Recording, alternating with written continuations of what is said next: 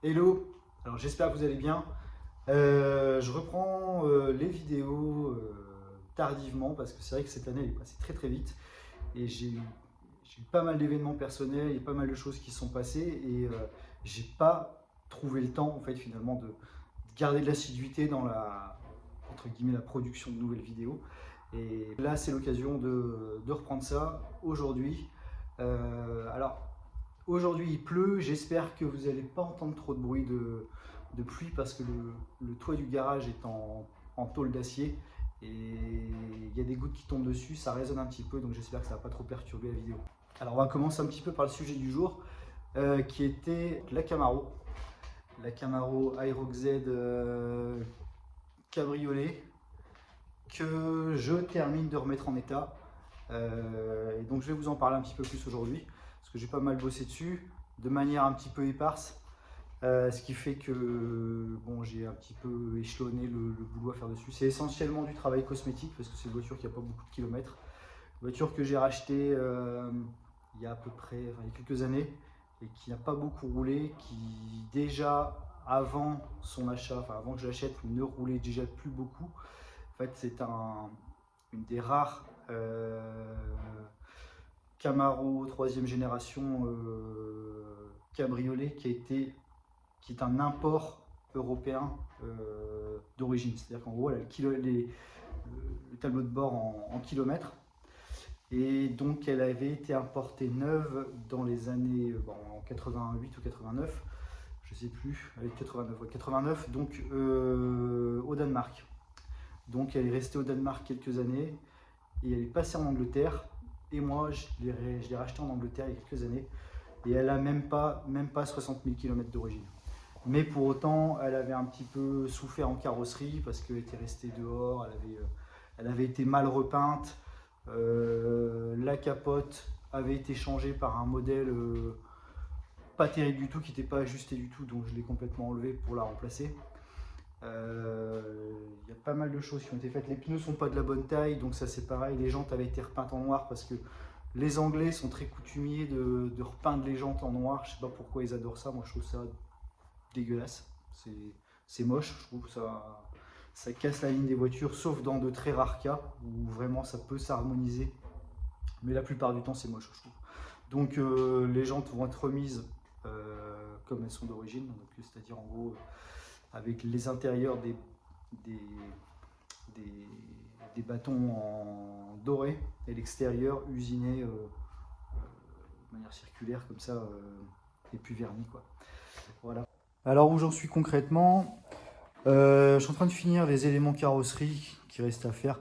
Alors j'ai dû la repeindre dans son intégralité pour avoir vraiment le rouge identique partout parce qu'il y avait des zones qui étaient vraiment dégueulasses. J'ai dû aller à la tôle à certains endroits parce que ça commençait alors pas à rouiller de manière perforante sauf à un endroit, mais au moins il y avait quand même quelques bulles, des réactions, etc. Donc j'ai dû décaper quelques trucs. Là je suis en train de faire le polyillustré de ce que j'ai peint parce que eh bien les voitures, moi je les peins directement dans le garage en fait, en mouillant le sol, sans cabine. Alors du coup, ça m'oblige derrière de venir corriger les petits défauts, les petites poussières, et donc ça passe par un ponçage à l'eau, du vernis, et puis ensuite polyillustré. Donc là, je suis en train de faire le capot. Bon, il y a des zones qui sont encore opaques parce que je passe poncer au 2000 à l'eau. Et puis là, je suis en train de finir cette zone-là, juste pour voir un petit peu la comparaison, mais je vais devoir, à mon avis, repasser un dernier coup de 2000 à l'eau parce que j'ai quelques petites peaux d'orange encore à effacer. Voilà, donc l'aile, donc ici, je ne l'ai pas faite. Parce qu'il y avait de la tôlerie dessus. Et donc, en fait, de toute façon, il me reste du rouge, donc ce sera le même rouge dans tous les cas. Et elle est ici, je vais la faire séparément. Parce qu'il y avait toute cette partie-là que j'ai dû couper et reformer parce qu'elle a été rouillée. Et donc il y avait également des rappels de clignotants qui avaient été rajoutés ici quand Elle avait séjourné en Angleterre. Donc il a fallu découper, remettre un petit patch, souder. Donc là, je suis en train de finir de décaper ça. J'ai également sablé les passages de roue, enfin le contour ici pour pouvoir, pour que ce soit vraiment exempt de la moindre oxydation. Et puis ensuite je vais repasser bien propre à blanc et puis remettre un époxy sur tout l'intérieur, un anti-gravillon et puis la repeindre, c'était là pour pouvoir finir de remonter la voiture. Donc ouais, ça fait un petit bout de temps que je suis dessus. Et je veux qu'elle soit prête pour le printemps, quoi. C'est quand même un cabriolet. Alors je pense que c'est une voiture que je vais revendre. Parce que, bon déjà d'une, j'ai trop de voitures. Et puis je l'avais acheté dans ce but-là, hein, dans le but de la refaire. Alors, elle est très plaisante à conduire parce que la Aerox Z, elle a quand même un V8. Le problème, c'est qu'elle est en boîte automatique, donc c'est pas vraiment une voiture sportive, c'est vraiment pour cruiser. Mais ce qui est agréable enfin, dans la conduite de cette voiture, c'est le volant qui a, comment dire, qui fait très peu de tours en fait, donc qui est une direction qui est très incisive, et ça c'est très très agréable sur la route, bien que ce soit une voiture américaine, pas forcément avec le châssis plus rigide, mais bon, c'est plaisant. Voilà. Alors la Maserati, bon j'ai pas avancé dessus, hein, j'en parlais l'autre fois, mais je vais m'en occuper quand je n'aurai plus que ça à faire, parce que je veux le faire vraiment aux petits oignons et pas faire un côté par-ci, un côté par-là, et puis que ça avance pas. Je vais l'attaquer d'un grand coup, quoi. Alors je parlais vente de voiture juste avant, parce que je parlais de la Camaro que je voudrais vendre. Vous vous souvenez de la mondiale. Alors j'avais pour projet de la vendre au printemps dernier. Je l'ai mise en vente, aux enchères justement pour voir un petit peu ce que ça donnait. J'avais mis un prix de réserve, alors en toute transparence, je l'avais mis le prix de réserve à 36 000. Et bon, après négociation, etc., j'avais un acheteur qui la prenait à 34 000. Et j'étais pas chaud, parce que bon, j'y tiens beaucoup et finalement les Ferrari de plus de 40 ans, même les Ferrari Youngtimer, prennent en moyenne depuis quelques années entre 8 et 12% de valeur par an. Certaines plus, comme la F355 qui est montée vraiment en flèche. Et voilà, les mondiales, ça monte tranquillement. Donc je vois pas pourquoi j'aurais accepté de la brader. Alors le problème, c'est que la voiture n'est pas d'origine. Alors quand une Ferrari n'est pas d'origine, les gens toujours utilisent ça comme argument de négociation. Alors je réponds tout simplement que c'est bien précisé sur l'annonce que la voiture n'est pas d'origine. Donc si elle ne vous intéresse pas, vous allez en voir une autre. Moi je voulais la vendre strictement à quelqu'un qui la veut vraiment, qui trouve que sa configuration lui plaît à 100% et qui va l'aimer telle qu'elle est. Voilà. Je n'ai pas envie de la vendre à quelqu'un qui veut acheter un prix parce que sous prétexte qu'elle soit pas d'origine, il croit qu'il va l'avoir à moitié prix. C'est pas comme ça. Moi j'ai pas besoin de la vendre pour manger. Mon projet c'était de la vendre pour en acheter une autre. Donc j'ai finalement je l'ai retiré de la vente. J'ai une petite surprise à vous montrer justement, parce qu'il y a du nouveau. Alors hop, d'un côté la 924 aussi, donc j'ai finalement réglé correctement le train arrière à la hauteur que je voulais. Donc elle est décrantée, ça fait un peu bas, mais c'est juste ce que je voulais pour finalement qu'elle ait un petit peu amélioré la tenue de route. Reprend du service, elle roule bien cette voiture, tout est d'origine, moteur jamais ouvert, enfin voilà. Donc la Ferrari, quand je l'avais restaurée, je l'avais refaite en noir parce que je trouvais que c'était la couleur qui lui allait mieux, mais j'avais eu un doute sur la couleur à choisir. Et finalement là, cet été, qu'est-ce que j'ai fait? Et voilà. C'est comme si j'en avais une nouvelle. Je l'ai refaite en bleu. Voilà, j'ai fait ça au mois d'août. Sur place, ici. Le bleu Abu Dhabi. Blue Abu Dhabi de chez Ferrari, une couleur de l'année qui est sortie sur à l'époque de la F430.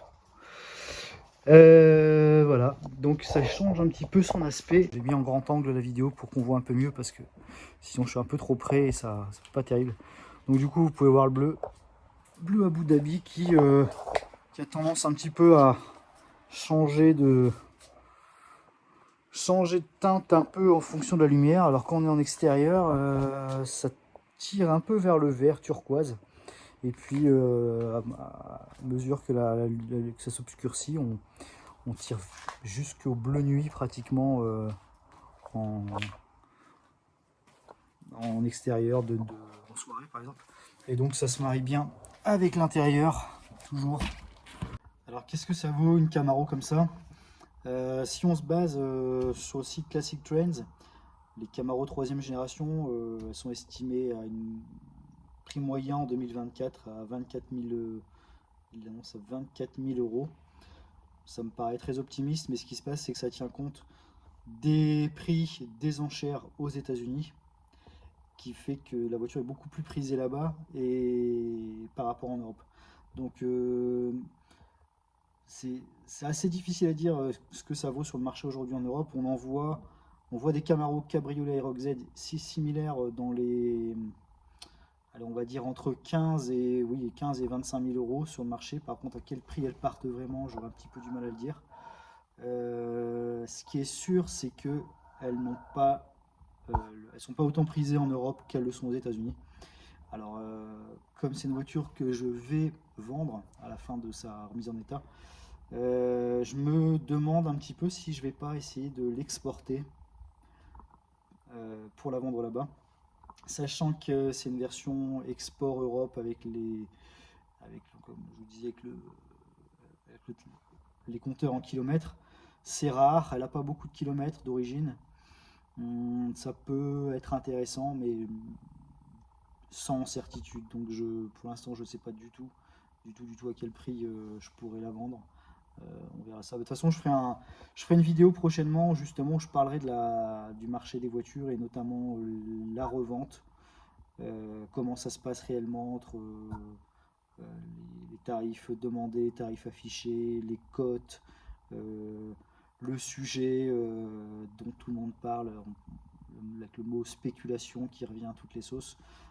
C'est intéressant, ça mérite un petit peu de creuser le sujet.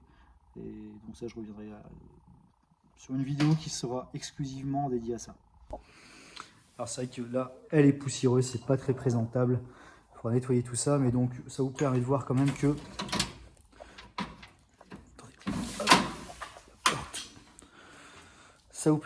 l'intérieur est donc semi-cuir. C'est du vrai cuir, hein, c'est pas du Sky. Bon, c'est pas du cuir Connolly, hein, c'est pas de la super qualité. Mais les sièges sont en très bon état. Effectivement, la voiture a peu roulé. Donc, même pas à peine plus de 50 000 km depuis qu'elle est neuve. Donc voilà, une voiture relativement peu kilométrée, mais qui est restée des années un petit peu à passer de main en main entre le Danemark et l'Angleterre sans vraiment avoir été très bien soignée. Donc là, bon, ça fait quelques années qu'elle est là. Il y a pas mal de choses qui ont été faites, notamment en mécanique, les freins, amortisseurs, étriers, et puis une grosse révision également de toute l'admission. Le V8 5 litres, c'est pas un foudre de guerre, c'est fiable, c'est très costaud. Donc injection TPI multipoint avec des injecteurs Bosch. Ça doit faire, je crois, de mémoire, il faudrait que je vérifie parce que je suis pas sûr, mais je crois à peu près 190 chevaux. Donc en boîte automatique, comme je vous disais, voilà, par rapport au poids de la voiture, c'est pas extraordinaire, c'est suffisant pour cruiser, pour faire des dépassements, pour rouler correctement. Mais bon, ça a l'avantage d'être très peu coûteux en entretien. Les pièces coûtent vraiment pas cher. C'est très solide, c'est très fiable. Ça peut durer, ça peut tenir des centaines de milliers de kilomètres. Mais quand on l'a eu, cette voiture, le problème c'était que on n'arrivait jamais à la faire tenir le ralenti, à bien la régler correctement. Donc au début, on a changé tout l'allumage, hein, donc bobine, etc. La bobine elle se trouve directement ici, au niveau juste à côté du distributeur d'allumage, ici. Donc on a mis une bobine MSD. Et puis malgré ça, ça ne rechargeait pas le problème. Et en fait, en démontant toute la pipe d'admission, on s'est rendu compte qu'elle avait été déjà démontée, remontée avec de la pâte à joint bleu. Il y avait des trucs qui étaient obstrués, il y avait des prises d'air, donc il n'y avait rien à faire.